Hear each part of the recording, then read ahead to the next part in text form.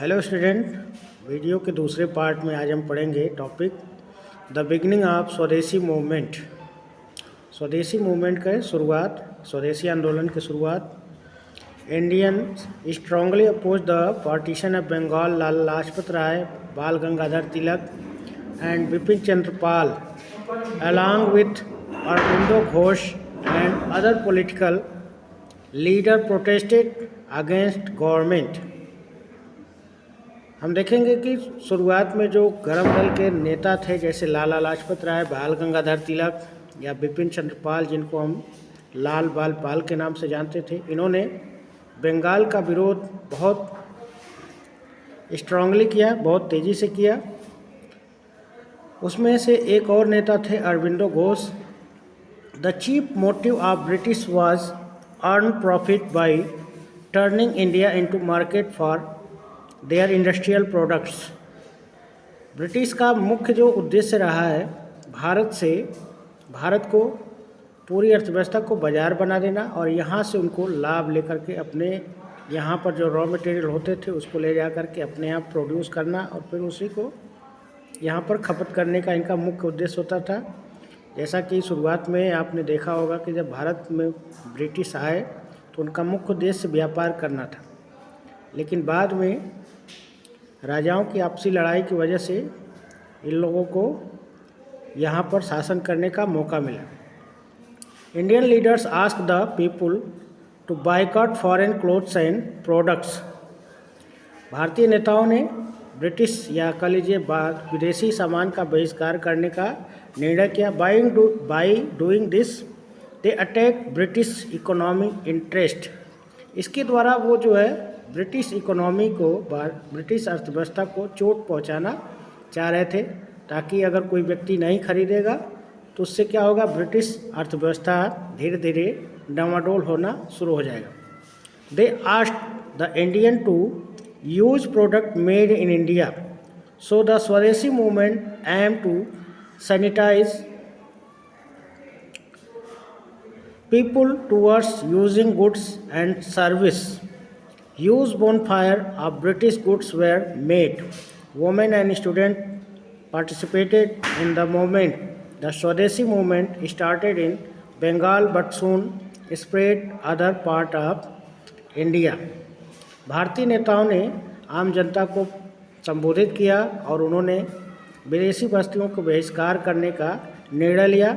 इस तरह से हम देखेंगे कि बहुत सारे भारतीयों ने स्वदेशी चीज़ों को अपनाना शुरू किया। स्वदेशी मतलब ये होता है जो अपने देश में बना हो, जिससे क्या होता है कि अपनी देश की अर्थव्यवस्था मजबूत होती है और साथ ही साथ ब्रिटिश इकोनॉमी जो थी उसको चोट पहुंचाने का काम करना शुरू किया। लोग बड़ी संख्या में ब्रिटिश सामानों का बहिष्कार करते थे और उसकी होली जलाते थे।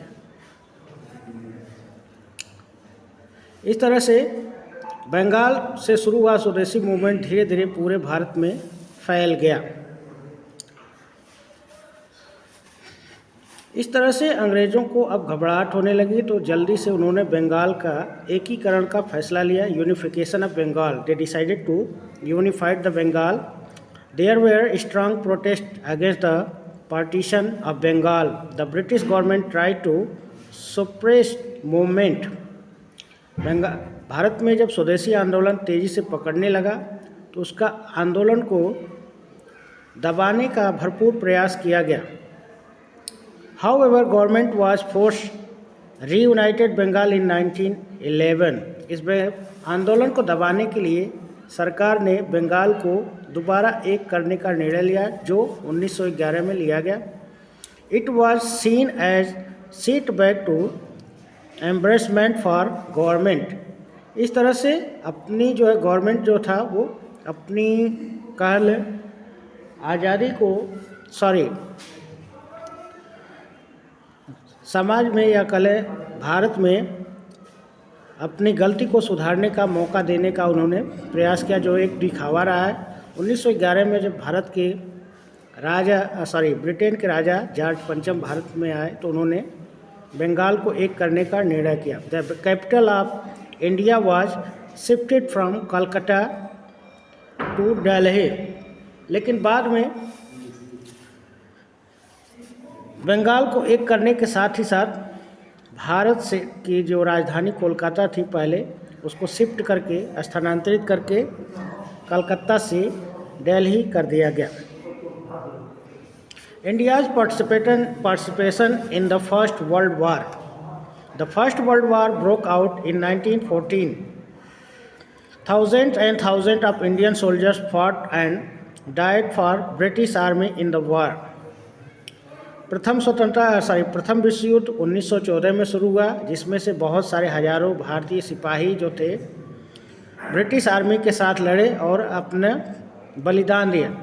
The people hoped that after the war, the British would free India or at least grant right of self-governance. उन्होंने इस आशा से ब्रिटिश आर्मी का साथ दिया कि भारतीयों को वो स्वतंत्र कर देंगे या तो कम से कम जो है उन्हें सेल्फ गवर्नमेंट बनाने का या अपना अधिकार देने का उनको मिलेगा। However, by the end of war, it became clear that British had no intention of leaving India.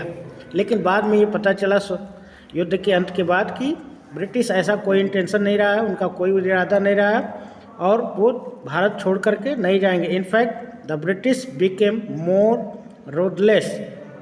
और इस युद्ध के बाद बल्कि वो सहानुभूति नहीं बल्कि और वो क्रूर होते चले गए। They imposed new taxes and brought out new laws.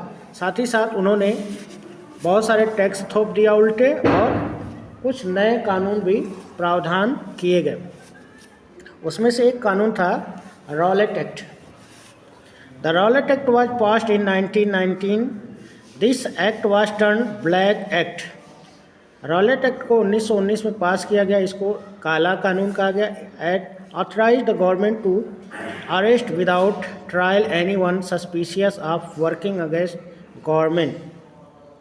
इस कानून के हिसाब से ये प्रावधान किया गया कि अगर गवर्नमेंट को किसी भारतीय पर संदेह होता था तो उसे बिना पूछताछ के, बिना कोई ट्रायल के उसको गिरफ्तार किया जा सकता था। All the top leaders were arrested on the ground of causing public unrest. बहुत सारे जो मुख्य जो नेता थे वो धीरे धीरे गिरफ्तार कर लिए गए। Mahatma Gandhi, who had returned India from South Africa 1915, asked people to oppose unjust British law. Mahatma Gandhi जो साउथ अफ्रीका से 1915 में भारत वापस आए थे, वहाँ से उन्होंने ब्रिटिश कानूनों के खिलाफ आंदोलन शुरू किया, उनका विरोध करना शुरू किया। लेकिन उनका आंदोलन जो था वो peaceful protest where held at all over the country. इस तरह से उन्होंने शांतिपूर्वक अपना आंदोलन शुरू किया। इसी बीच एक घटना घटती है, the Jallianwala Bagh massacre on 13 April 1919। A peaceful public gathering of about 10,000 men, women and children were held in the Jallianwala Bagh in Amritsar to protest against the unlawful policies of government। 13 अप्रैल 1919 को कुछ बहुत बड़ी जनता जो हज़ारों की संख्या में महिलाएं, पुरुष और बच्चे थे, वो जलियांवाला बाग में अमृतसर में इकट्ठा हुए। इस कानून के खिलाफ उन्होंने आंदोलन किया। A British officer named General Dyer came with his troops and blocked the only exit from the park, opened fire on innocent public without warning। उसी समय एक अंग्रेज अधिकारी जिसका नाम जनरल डायर था, वो अपनी सिपाहियों के साथ आया और उस जगह को घेर लिया। क्योंकि वहाँ पर आने जाने का रास्ता एक ही था, उसने मेन गेट को ही घेर लिया और बिना किसी वार्निंग के, बिना किसी चेतावनी के उसने फायरिंग करने का, गोली चलाने का आदेश दे दिया। The firing stop only when all ammunition was used up. Thousands of where killed and injured in the incident. This incident sparked fresh raw protest against government and gave birth another great movement. इस तरह से जब उसने गोली चलाने का आदेश दे दिया, जब तक वो गोली चलाते रहे तब तक कि उनका एमुनेशन यानी गोला बारूद ख़त्म नहीं हो गया।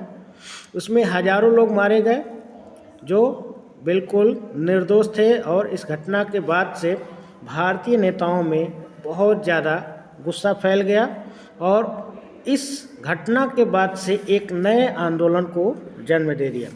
The Khilafat movement. The word Khilafat means protest. The Muslim in Indian were angered by treatment meted out sultan of Turkey. इसी समय एक और आंदोलन चला, खिलाफत आंदोलन चला। खिलाफत आंदोलन क्या था? द मुस्लिम जो थे वो अंग्रेज़ों से इस बात पर गुस्सा थे, उनके खलीफा जो मुस्लिम लोगों का प्रतिनिधि माना जाता था, जो टर्की का सुल्तान था, उसको हटा करके वहाँ पर गवर्नमेंट बनाया गया। The sultan was considered the caliph the religious leader of Muslim world over. यानी पूरे विश्व में जितने भी मुस्लिम थे उनका नेता खलीफा होता था। To protest against this various Indian leaders such as Maulana Azad, Maulana Abul Kalam Azad, Mohammad Ali Ansari, Saifuddin Kitchlew and Ali brother launch this movement. इस आंदोलन को बहुत सारे मुस्लिम नेताओं ने शुरू किया, जैसे कि मौलाना आज़ाद, मोहम्मद अली अंसारी, सैफुद्दीन किचलू और अली बंधुओं ने इस आंदोलन को शुरू किया। अब नेक्स्ट वीडियो में हम next chapter non cooperation movement के बारे में पढ़ेंगे। Thank you.